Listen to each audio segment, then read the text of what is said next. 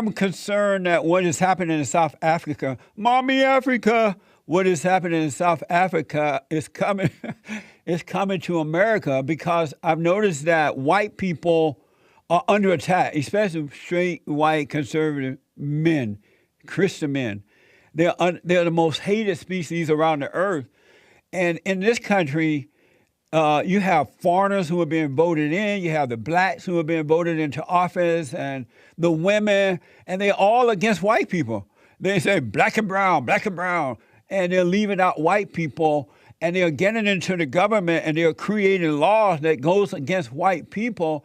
And the white people are so nice. Oh, look at the blacks. They're just the blacks. They've been enslaved. The blacks. And because of that, I can see them taking over. And once they get the real power, what they think is power, they're going to take away the whites' land in this country. They're going to take away their businesses. They're going to murder, rape, and rob, and the cops won't be able to protect the whites. Do you see a possibility of that happening here in America? I guess. But the biggest problem with this sort of segregation, this voluntary segregation, is it inevitably becomes anti-cop. And the next thing you know, you have this incredibly violent, lawless area where blacks end up killing each other. I mean, we're up to, what, 20 a day now? Look at the south side of Chicago. They said, we don't want white people here. Don't try to gentrify this area. And then they said, we don't want the cops here. And now it's got kill numbers that rival New York, despite being a fraction of the size. And I'm just talking about the south side. I mean, you have shootings in the south side of Chicago where it's like 25 people shot in one weekend. And I was talking to a military guy who was in Afghanistan. I said, what if 25 people were shot in one weekend? And he goes, that would become a thing that would be like on Wikipedia, the Battle of Kamrub Malak, when they were taking over that particular village. Like, it would be a historical moment in history. But in the south side of Chicago, it's just a bad weekend. What is wrong with the blacks that they allow the white, liberal whites and others to treat them as a second-class citizen, as though they're not capable? Like with me, I like working for myself. I like earning it. I feel I've always been that because I was raised in that way. It's just something about taking on challenges and dealing with them and overcoming them. And that changed during the Civil Rights Movement. What is it about the blacks today that they don't seem to mind being used in that way? There's no shame in it. At one time, they would never put up with that. Well, lots of people do it. Women do it too. Yeah. And it's a way to double your accomplishments. So when you say to a kid, you're black and we live in a racist country, so you're going to have to work twice as hard to achieve the same thing as a white person. I hate that kind of talk because it's very discouraging to that little kid. He's going to say, well, why bother? I'm not going to do twice the years of law school to become a lawyer. Yep. But another thing it does is it says to anyone who's accomplished something that they must have worked twice as hard. So if you have a corner store and it's functioning and it pays for itself, it's profitable, and you sell fruit and chips and stuff, and you built it yourself, and someone goes, you know what? The fact that you're black means that this is twice the accomplishment because you had to fight against all that racism. So you're twice as good as the white guy who owns a corner store. And who isn't going to take that freebie and go, yeah, I did have to work twice as hard. And women do it too. They go, I was a top engineer at GE. And you go, oh, that's pretty good. And as a woman, it was especially hard for me because everyone didn't want, and no one trusted a female engineer. So I'm actually more accomplished than any other engineers at GE. And you go, okay, you just doubled your accomplishment. Congrats. That's amazing. As you know, I grew up in Alabama under the Jim Crow laws and all that. I grew up on a plantation. I was born there. And I have to tell you, and I left there at 18. Between birth and 18 years old, I never heard that America is a racist society, so you got to work harder. You got a white man trying to hold you back. I never heard any of that at all. And because my grandparents, I grew up with my grandparents, and my grandfather was a hard worker. He taught me how to help him on the plantation there from day one. And I saw by example to just do my best and be grateful that I could work. And we treated people the way we would like to be treated. Blacks treated whites this way, and whites treated blacks that way. And we knew it was good and evil, no such thing as racism. I never imagined that I couldn't make it in America because white people. Until I moved to California at 18, I started hearing the so-called leadership say that, oh, you can't make it. It's hard on the black man. You got to work twice as hard as the white man. And I'm like, why would they tell anyone that unless they were trying to control them or something? It didn't make sense, and it still doesn't make sense to me. I think if you hated black people, if you were the head of the Klan and you wanted to really cripple a child, you should say to him, it's horrible out there. If you go for a drive, a cop might just randomly shoot you. The Klan is on every corner. Yeah. There's hate groups. Everyone's Trump. You know, the president of the United States, he's a white supremacist. He thinks you're garbage. So now you have this black cloud of doom over your head. I was talking to a guy the other day. We actually had him on the show. And he said when he was, the way he was raised, and he brought up an interesting point I'd never thought of before. He said, our fathers tend not to be around, so we're just with our mother, but our mother had us when she was like 16, so she's not much of a mother. So we tend to be raised by our grandparents. Our grandparents grew up, you know, pre-Jim Crow, like pre-MLK assassination, like in another America. Right. So they have this antiquated view of America. And he said, I would have nightmares about the KKK. I would be scared of them coming to our house. They traumatized me. Then he joined the army, and he was in Afghanistan, and everyone was just like trying to stay alive. And he realized, oh, we're all in the same boat here.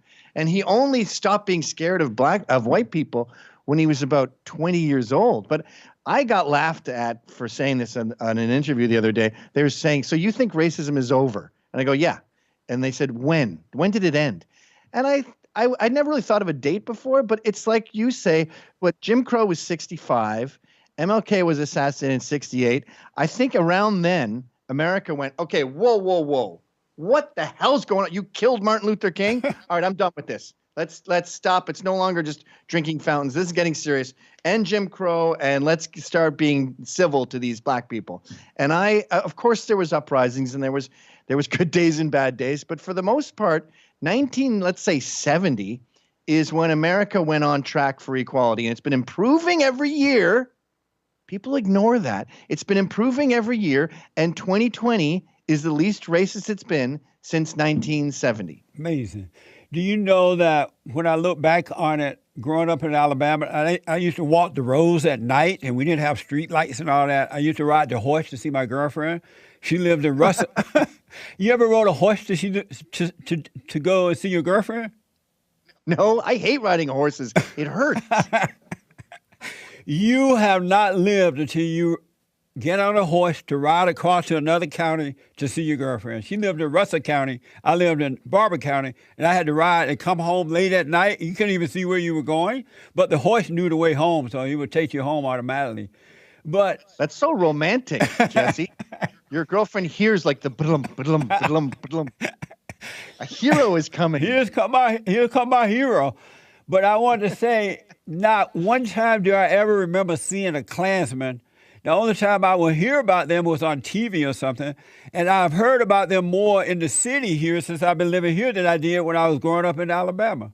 I didn't see anything I didn't hear them or see them.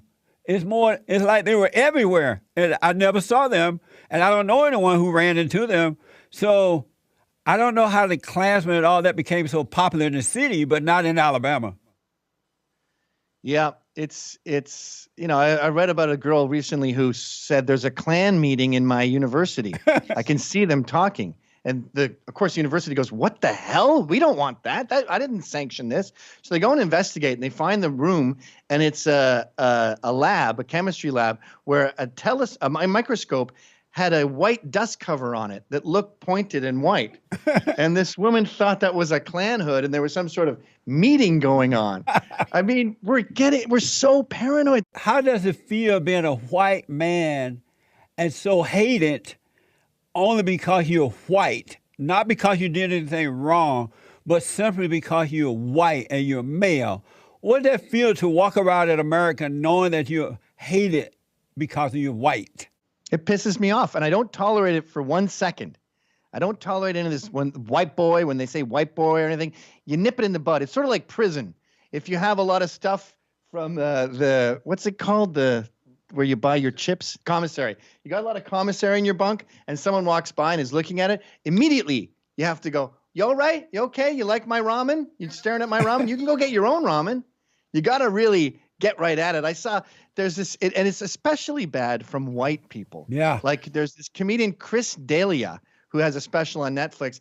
And he says, there was this guy at the gym, this white, pasty guy, you know, those kind of guys. And everyone's laughing and clapping, all white people. He was so pasty that if you slapped him, it would leave a pink mark, you know, F that guy. And everyone's clapping.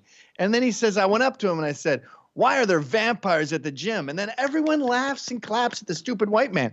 If he had said that about a black person, there was this black guy at the gym. Yeah. He was so black, he looked like an eggplant. You slap him and it'd leave a purple mark. I mean, there'd be a riot. You are so true. You're so right about that. I have proven that there is no such thing as racism, sexism, homophobism, Islamophobism, deadbeat dadism, white supremacism, anti-Semitism. There is no ism.